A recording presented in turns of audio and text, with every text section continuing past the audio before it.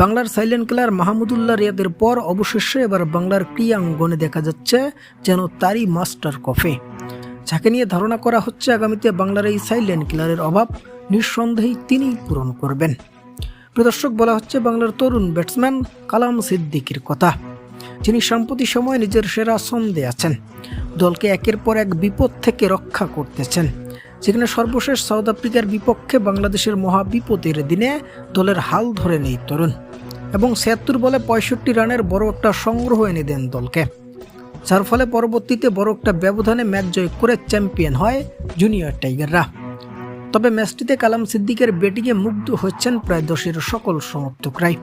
মাঠে তার ঠান্ডা মাথার ব্যাটিং, দলকে রান সংগ্রহের দিকে নিয়ে যাওয়ার মানসিকতা সবকিছুতেই যেন মাহমুদুল্লাহর ছাপ পাওয়া গেছে তার মাঝে।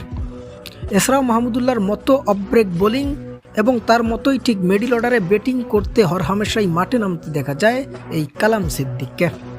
তাই সমর্থকরা ইতিমধ্যেই বলা শুরু করেছে রিয়াদের পরে দেশের ক্রীড়াঙ্গনে আবারও এক সাইলেন্ট কিলারের আবির্ভাব হতে যাচ্ছে। অন্যদিকে ক্রিকেট বিশ্লেষকদের ধারণা আগামীতে ওই তরুণ মাহমুদুল্লাহর অভাব পূরণ করতে সর্বোচ্চ কার্যকরী হয়ে উঠবে।